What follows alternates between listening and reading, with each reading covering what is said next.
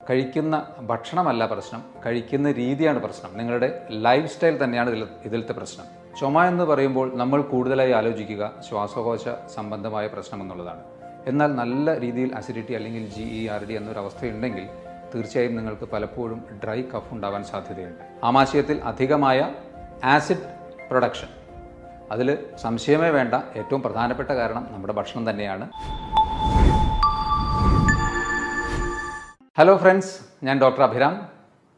പൊതുവെ ക്ലിനിക്കിൽ പല അസുഖങ്ങളുമായി വരുന്ന രോഗികൾ ചിലപ്പോൾ ഒരു തലവേദനയാവാം, അല്ലെങ്കിൽ ഒരു സ്കിൻ കംപ്ലയിൻ്റ് ആവാം, അല്ലെങ്കിൽ ഒരു ജോയിൻറ്റ് പെയിൻ ആവാം. ഇത്തരത്തിലുള്ള അസുഖങ്ങൾ പറയുന്നതിൻ്റെ കൂടെ നമ്മൾ പലപ്പോഴും ഹോമിയോപ്പതിക് പേഴ്സ്പെക്റ്റീവിൽ നമ്മൾ ചോദിക്കാറുണ്ട്, നിങ്ങൾക്കിത് കൂടാതെ വേറെ എന്തെങ്കിലും അസുഖങ്ങളുണ്ടോ എന്നുള്ളത്. ഒട്ടുമിക്ക ആൾക്കാരും, ഒരു 90% ആൾക്കാരും പറയുന്ന ഒരു കാര്യമാണ്, ഡോക്ടർ എനിക്ക് ഗ്യാസിൻ്റെ ബുദ്ധിമുട്ടുണ്ട്. അത്ര കോമൺ ആണ് ഈ ഒരു അസിഡിറ്റി അല്ലെങ്കിൽ ഗ്യാസ് റിലേറ്റഡ് ആയിട്ടുള്ള പ്രശ്നങ്ങൾ. അതിൽ തന്നെ നമുക്ക് ഏറ്റവും കൂടുതൽ ഗ്യാസിൻ്റെ പ്രശ്നങ്ങൾ ഉണ്ടാക്കുന്ന ഒരു കണ്ടീഷനാണ് GERD അല്ലെങ്കിൽ ഗ്യാസ്ട്രോ ഈസോഫാജിയൽ റിഫ്ലക്സ് ഡിസീസ് എന്ന് പറയും. അതായത് നമ്മുടെ അന്നനാളത്തിലേക്ക് ആമാശയത്തിൽ നിന്ന് കുറച്ച് പാതി ദഹിച്ച ഭക്ഷണ ശകലങ്ങൾ കുറച്ച് തിരിച്ചു കയറുന്നൊരവസ്ഥയാണത് GERD എന്നുള്ളത്. അപ്പോൾ ഇത് വളരെ കോമൺ ആയിട്ടുള്ള ഒരു അസുഖമാണ്. ഇതുകൊണ്ട് നിങ്ങൾക്ക് ആസിഡിറ്റി, ബ്ലോട്ടിംഗ്, അതുപോലെ പുളിച്ചു തേട്ടൽ, നെഞ്ചരിച്ചൽ, വയറ് വീർക്കൽ, ഒരുപക്ഷെ മലശോധന പ്രശ്നങ്ങൾ, ഇതൊക്കെ ഇതുമായി റിലേറ്റഡ് ആയിട്ട് ഉണ്ടാവാൻ സാധ്യതയുണ്ട്. കാരണം അടിസ്ഥാനപരമായി ഇത് ബാധിക്കുന്നത് നമ്മുടെ ദഹന വ്യവസ്ഥയെ തന്നെയാണല്ലോ. ഈ ഒരു അസുഖത്തിൻ്റെ പ്രധാന ലക്ഷണങ്ങളായിട്ട് കാണുന്നത് പലപ്പോഴും വളരെ കോമൺ ആയിട്ട് പേഷ്യൻസ് പറയുന്ന ഒരു കാര്യമാണ്, ഡോക്ടറെ പുട്ടൊക്കെ കഴിക്കുക, അല്ലെങ്കിൽ കടല കൂടുതൽ കൂട്ടുമ്പോൾ, പരിപ്പ് വർഗ്ഗങ്ങൾ കൂട്ടുമ്പോൾ അപ്പോഴൊക്കെ വല്ലാതെ നെഞ്ചരിച്ചിൽ വരുന്നു, അല്ലെങ്കിൽ പുളിച്ചു തേട്ടൽ വരുന്നു, വയറ് വീർക്കുന്നു. ശരിക്ക് ഇതല്ല കേട്ടോ ഇതിൻ്റെ പ്രശ്നം. കഴിക്കുന്ന ഭക്ഷണമല്ല പ്രശ്നം, കഴിക്കുന്ന രീതിയാണ് പ്രശ്നം. നിങ്ങളുടെ ലൈഫ് സ്റ്റൈൽ തന്നെയാണ് ഇതിലത്തെ പ്രശ്നം. അത് ശ്രദ്ധിച്ചു കഴിഞ്ഞാൽ നിങ്ങൾക്ക് വളരെ സിമ്പിളായിട്ട് ഈ ഒരു അസുഖത്തെ നിങ്ങൾക്ക് മാറ്റാൻ കഴിയും. പ്രത്യേകിച്ച് ഒരു കുഴപ്പമില്ലാതെ നിങ്ങൾക്ക് മുന്നോട്ട് പോകാൻ കഴിയും. കാരണം ഇത്തരത്തിലുള്ള അസുഖങ്ങൾ കാലക്രമേണ ചിലപ്പോൾ സ്റ്റൊമക്കിൽ, നമ്മുടെ ആമാശയത്തിൽ അൾസറായിട്ട് വരാനും പക്ഷേ അത് ക്യാൻസറായി മാറാനും ഒക്കെ ഉള്ളൊരു ടെൻഡൻസി പറയുന്നുണ്ട്, സയൻസിൽ അങ്ങനെ പറയുന്നുണ്ട്. അതുകൊണ്ട് തന്നെ നിങ്ങൾ അങ്ങനെ അതിനെ അത്ര അവഗണിക്കേണ്ട. പലരും എളുപ്പത്തിന് വേണ്ടി ആൻറ്റാസിഡ്സ് വാങ്ങി കഴിക്കാറുണ്ട്. അതും ലോങ് റണ്ണിൽ നിങ്ങളുടെ ഒരു ആസിഡ് സെക്രീഷനെ കുറയ്ക്കുകയാണ് ചെയ്യുന്നത്. അപ്പോൾ ഇതിൻ്റെ കൂടെ നിങ്ങൾക്ക് വളരെ സിമ്പിളായിട്ട് വീട്ടിൽ പ്രാക്ടീസ് ചെയ്യാവുന്ന കുറച്ച് ഭക്ഷണക്രമങ്ങൾ, ഒഴിവാക്കേണ്ട 5 ഭക്ഷണങ്ങൾ, നിങ്ങൾ ഉൾപ്പെടുത്തേണ്ട 5 ഭക്ഷണങ്ങൾ, അതുപോലെ നിങ്ങൾക്ക് വളരെ സിമ്പിളായിട്ട് വീട്ടിൽ നിന്ന് പ്രാക്ടീസ് ചെയ്ത് നോക്കാവുന്ന ചില യോഗ ടെക്നിക്സും കൂടി ഞാൻ പറഞ്ഞുതരാം. ഇതിൻ്റെ ലക്ഷണങ്ങളിൽ നിങ്ങൾ ഒരുപക്ഷെ ശ്രദ്ധിക്കാതെ പോകാവുന്ന ചില കാര്യങ്ങൾ ഞാൻ പറയാം. ഒന്ന്, ഒരു ഡ്രൈ കഫാണ്. ചുമ എന്ന് പറയുമ്പോൾ നമ്മൾ കൂടുതലായി ആലോചിക്കുക ശ്വാസകോശ സംബന്ധമായ പ്രശ്നം എന്നുള്ളതാണ്.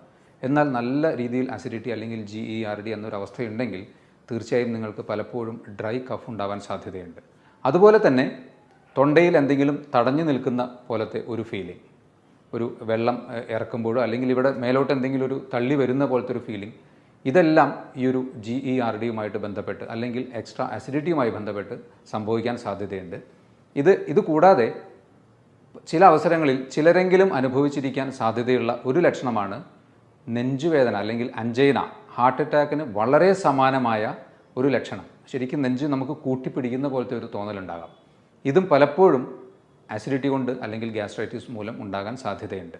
ഇതിൽ നമുക്ക് നെഞ്ചുവേദന ശരിക്കും ഹാർട്ടിൻ്റെയാണോ അല്ലെങ്കിൽ ഈ ആമാശയത്തിൻ്റെ അസിഡിറ്റി പ്രശ്നം കൊണ്ടാണോ എന്ന് തിരിച്ചറിയാൻ സിമ്പിളായിട്ട് നിങ്ങൾക്ക് ഒന്ന് ആലോചിച്ച് നോക്കാവുന്നത്, പൊതുവേ അസിഡിറ്റി റിലേറ്റഡ് ആയിട്ടുള്ള നെഞ്ചുവേദനയാണെങ്കിൽ നമ്മൾ ശ്വാസം എടുക്കുമ്പോൾ ഇവിടെ ഒരു കാച്ചി പെയിൻ ഉണ്ടാവും. നമ്മുടെ ഈ ഹാർട്ടിൻ്റെ റീജിയനിൽ ഒരു കാച്ചി പെയിൻ ഉണ്ടാവും ലെഫ്റ്റ് സൈഡിൽ.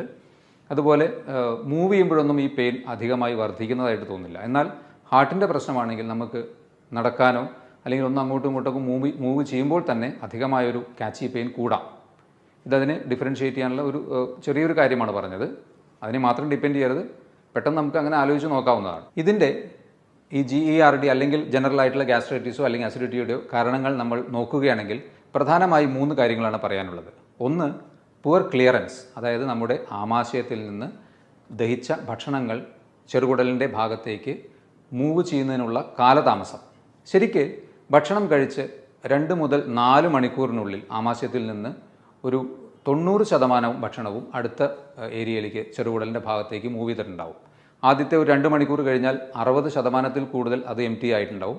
പിന്നീട് ഒരു 4 മണിക്കൂറിന് ശേഷം നോക്കുകയാണെങ്കിൽ 10% താഴെയേ ഭക്ഷണ പദാർത്ഥങ്ങൾ അവിടെ ഉണ്ടാകുകയുള്ളൂ. അപ്പോൾ ഈ ഡിലേഡ് എംറ്റിയിങ്ങിൻ്റെ കാരണങ്ങളായി പറയാവുന്നത്, ഒന്ന് അമിതമായ ഭക്ഷണം. നമ്മുടെ മനസ്സ് പറയുന്നു പോരാ, പക്ഷേ ശരീരത്തിന് ഓൾറെഡി അത് മതിയായി കഴിഞ്ഞു.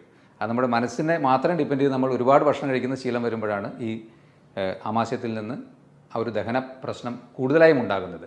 ഇതുകൂടാതെ ഭക്ഷണം കഴിഞ്ഞ ഉടനെ നിങ്ങൾ ഒരു കുമ്പിട്ട് ഒരു ജോലി ചെയ്യുക, ഈ ഹിപ്പിൻ്റെ ഭാഗം വളച്ച് കൂടുതലായി ജോലി ചെയ്യുന്നൊരവസ്ഥയുണ്ടെങ്കിൽ ഈ പ്രശ്നം ഉണ്ടാവാൻ സാധ്യതയുണ്ട്.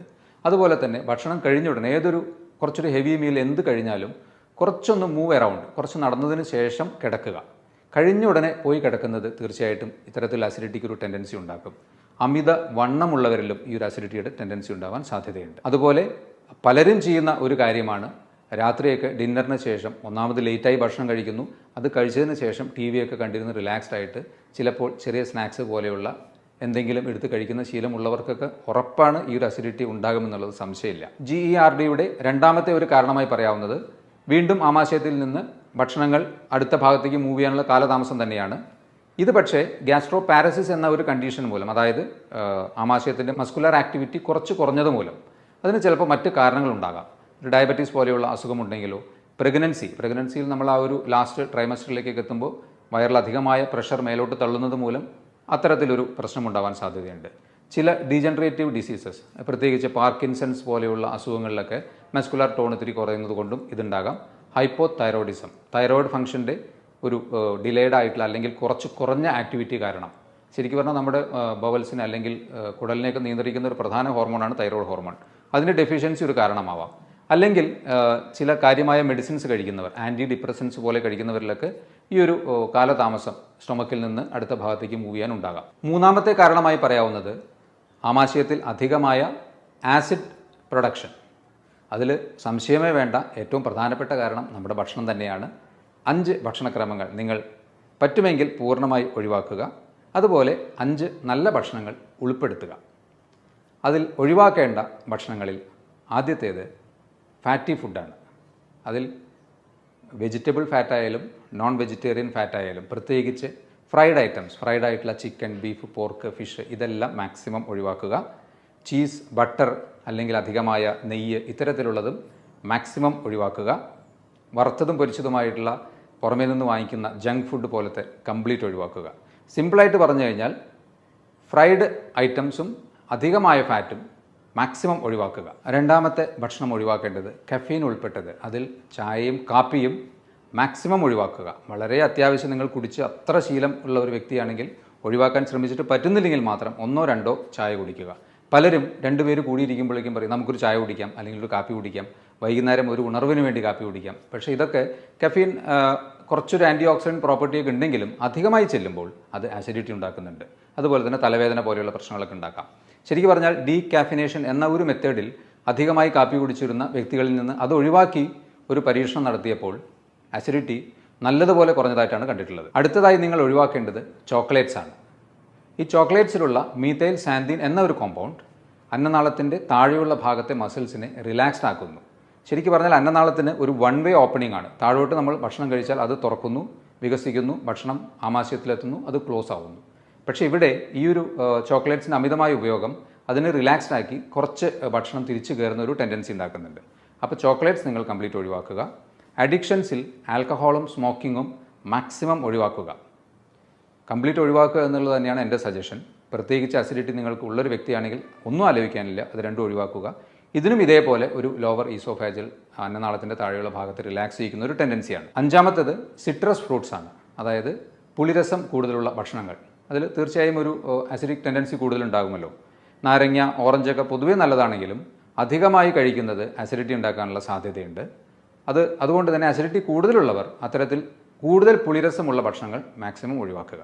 ഈ 5 കാര്യങ്ങൾ നിങ്ങൾ നിർബന്ധമായിട്ടും നല്ലൊരു അസിഡിറ്റിയും അത് മാറണമെന്ന് ആഗ്രഹിക്കുന്ന ഒരു വ്യക്തിയുമാണെങ്കിൽ ഒഴിവാക്കണമെന്നാണ് എൻ്റെ സജഷൻ. ഇനി 5 ഭക്ഷണങ്ങൾ നിങ്ങൾ ഉൾപ്പെടുത്തേണ്ടതിൽ ഒന്നാമത്തേത് ജിഞ്ചർ അഥവാ ഇഞ്ചിയാണ്. ഇഞ്ചിക്ക് മോർ ഓഫ് ഒരു ആൽക്കലൈൻ പ്രോപ്പർട്ടിയാണ്. അപ്പോൾ നിങ്ങൾക്ക് ഇഞ്ചി നല്ല അസിഡിറ്റിയുള്ള സമയത്ത് ചെറിയ കഷ്ണം കടിച്ച് ചവച്ചിറക്കുന്നതുകൊണ്ട് കുഴപ്പമില്ല. ജിഞ്ചർ ഉൾപ്പെട്ട ചെറിയ ലൈറ്റായിട്ടുള്ള ചായ കുടിക്കുന്നതുകൊണ്ട് കുഴപ്പമില്ല. അല്ലെങ്കിൽ 1-2 സ്പൂൺ ഇഞ്ചി നീരെടുത്ത് അതിൽ കുറച്ച് തേനൊക്കെ ചേർത്ത് കഴിക്കുന്നതും തീർച്ചയായിട്ടും അസിഡിറ്റി കുറയ്ക്കാൻ നന്നായിരിക്കും. 2, ഓട്ട്മീൽ. ഓട്സ് അടങ്ങിയ ഭക്ഷണങ്ങൾ അത്യാവശ്യം നിങ്ങളുടെ നൈറ്റിലോ അല്ലെങ്കിൽ ബ്രേക്ക്ഫാസ്റ്റിലൊക്കെ അധികമായി പഞ്ചസാരയും ചേർക്കാത്ത രീതിയിൽ, അധികമായി ഉപ്പോ പഞ്ചസാരയും ചേർക്കാതെ കുറച്ച് ഉപയോഗിക്കുന്നത് ഒരു അസിഡിറ്റി നിയന്ത്രിക്കുന്നതിന് നല്ലതായിരിക്കും. 3-മതായിട്ട് യോഗേർട്ട് അല്ലെങ്കിൽ പ്രോബയോട്ടിക്സ് ആണ്. ഇതിലുള്ള നല്ല ബാക്ടീരിയകൾ നമ്മുടെ ശരീരത്തിലെ ഡൈജഷനെ എൻഹാൻസ് ചെയ്യിക്കും തീർച്ചയായിട്ടും. അതുകൊണ്ട് തൈര്, മോര് ഇതൊക്കെ തീർച്ചയായും നിങ്ങളുടെ ഉച്ചഭക്ഷണ സമയത്തെങ്കിലും കുറച്ചെങ്കിലും കൂട്ടി ശീലിക്കുക. ഞാൻ 4-മത്തത് ആദ്യം ഒരു കാര്യം പറഞ്ഞു, ഫാറ്റ് മാക്സിമം ഒഴിവാക്കാൻ. പക്ഷേ നമുക്ക് അങ്ങനെ പ്രോട്ടീൻ ഉൾപ്പെട്ട ഭക്ഷണങ്ങൾ കംപ്ലീറ്റ് ഒഴിവാക്കുമ്പോൾ നമുക്ക് ചിലപ്പോൾ ഡെഫിഷ്യൻസി വരാൻ സാധ്യതയുണ്ട്. അപ്പോൾ അതിന് നിങ്ങൾക്ക് ഉപയോഗിക്കാവുന്നത് ലീൻ പ്രോട്ടീൻ അഥവാ ഗ്രിൽഡ് പ്രോട്ടീൻ ഭക്ഷണങ്ങളാണ്. അതിൽ നോൺ വെജ്, ഫിഷ് അല്ലെങ്കിൽ ചിക്കനൊക്കെ കുറച്ച് മോഡറേറ്റ് ആയിട്ടുള്ള എമൗണ്ടിൽ ഗ്രിൽഡായിട്ട് ഉപയോഗിക്കുന്നത് നിങ്ങൾക്ക് ഡെഫിഷ്യൻസി വരാതെയും നിങ്ങൾക്ക് ആസിഡിറ്റി വരാതെയും നിങ്ങൾക്കത് ഉപകാരപ്പെടും. ഓക്കെ. 5-മത്തത് ഫ്രൂട്ട്സ് ആൻഡ് വെജിറ്റബിൾസ് ആണ്. അതിൽ ഏറ്റവും ഈസിലി നമുക്ക് അവൈലബിൾ ആയിട്ടുള്ള നേന്ത്രപ്പഴം പോലെയുള്ള പഴങ്ങൾ, ആപ്പിൾ അല്ലെങ്കിൽ തണ്ണിമത്തൻ, ഇതൊക്കെ ഒരു മോഡറേറ്റ് ലെവലിൽ, ഓക്കെ, അധികമായി കഴിക്കുന്നത് ഏതും ദോഷമാവുകയുള്ളൂ. ഇതൊക്കെ ഒരു മോഡറേറ്റ് ലെവലിൽ കഴിക്കുന്നത് തീർച്ചയായിട്ടും നന്നായിരിക്കും. അതുപോലെ തന്നെ റോ വെജിറ്റബിൾ സാലഡ് പോലെ ഉണ്ടാക്കി കഴിക്കുന്നതോ അല്ലെങ്കിൽ കുക്ക്ഡായിട്ട് കഴിച്ചാലും വെജിറ്റബിൾസും ഫ്രൂട്ട്സും കുറച്ച് കൂടുതൽ ഉൾപ്പെടുത്തുക. കാരണം അതിൽ ഫൈബർ കൂടുതലുള്ളത് കൊണ്ട് ഡൈജഷനെ കുറച്ചും കൂടി അത് എൻഹാൻസ് ചെയ്യും. പെട്ടെന്ന് നമ്മുടെ ഡൈജഷൻ നടക്കും, മാക്സിമം അബ്സോർപ്ഷൻ നടക്കും. ഇത്രയും പറഞ്ഞതിൽ നിന്ന് നിങ്ങൾക്ക് ഈ ഒരു അസുഖം എങ്ങനെ ഉണ്ടാകുന്നു, എന്തൊക്കെയാണ് നിങ്ങൾക്ക് ഇതിൻ്റെ പ്രധാന ലക്ഷണങ്ങളായി ചിലപ്പോൾ വിട്ടുപോകാവുന്ന ലക്ഷണങ്ങൾ, അതെല്ലാം ഞാൻ പറഞ്ഞു. അതുപോലെ തന്നെ ഉൾപ്പെടുത്തേണ്ട 5 ഭക്ഷണങ്ങളും ഒഴിവാക്കേണ്ട 5 ഭക്ഷണങ്ങളും പറഞ്ഞു. ഇനി ഇതിന് വളരെ സിമ്പിളായിട്ട് നിങ്ങൾക്ക് വീട്ടിൽ തന്നെ പ്രാക്ടീസ് ചെയ്യാവുന്ന 2-3 യോഗ ടെക്നിക്സ് കൂടി ഞാൻ പറയാം. പവനമുക്താസനം. വലത്തെ കാൽ മുട്ടുമടക്കി സാവധാനം ശ്വാസമെടുത്ത് നെഞ്ചിനോട് ചേർത്ത് വെച്ച് 3-4 ശ്വാസമെടുത്തതിന് ശേഷം സാവധാനം ശ്വാസം പുറത്തേക്ക് വിട്ടുകൊണ്ട് പൂർവ്വസ്ഥിതിയിലാക്കുക.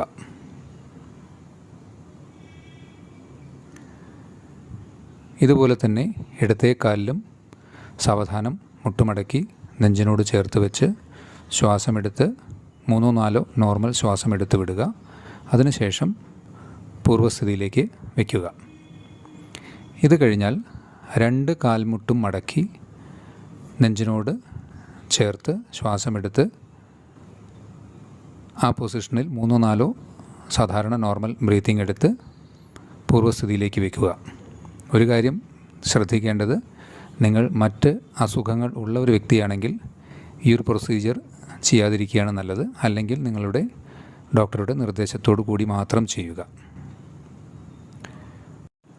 മറ്റൊരു പ്രധാനപ്പെട്ട കാര്യം, ഒരു യോഗ മുറകളും വയറ് നിറഞ്ഞിരിക്കുമ്പോഴോ അല്ലെങ്കിൽ ഭക്ഷണം കഴിച്ചതിന് ശേഷമോ ഒരിക്കലും ചെയ്യരുത്. കഴിവതും രാവിലെ നേരത്തെ തന്നെ ചെയ്യുകയാണ് ഏറ്റവും ഉത്തമം. ഇനി നിങ്ങൾക്ക് കാൽ മുട്ടുവേദനയുള്ള ഒരു വ്യക്തിയാണെങ്കിൽ ഇതുപോലെ മുട്ടിന് പുറകിൽ കൈ പിടിച്ച് ഇതേപോലെ സാവധാനത്തിൽ ഈ ഒരു യോഗ പ്രൊസീജിയർ ചെയ്യാവുന്നതാണ്. അടുത്തത് യോഗമുദ്ര. സുഖാസനത്തിലോ പദ്മാസനത്തിലോ ഇരുന്ന് ശ്വാസം നിവർന്നിരുന്നുള്ളിലേക്ക് വലിച്ച് സാവധാനം ഇതുപോലെ വലത്തെ കാൽമുട്ടിൽ തല ചേർത്ത് വയ്ക്കുക. പിന്നിലേക്ക് ശ്വാസം എടുത്തതിന് നിവർന്നതിന് ശേഷം ഇതേ പ്രൊസീജിയർ ഇടത്തെ കാലിലും ആവർത്തിക്കുക. അതിനുശേഷം ശ്വാസം ഉള്ളിലേക്കെടുത്ത് ശ്വാസം പുറത്തേക്ക് വിട്ടുകൊണ്ട് 3-മതായി നടുവിലേക്ക് ഇതേ പ്രൊസീജിയർ ആവർത്തിക്കുക.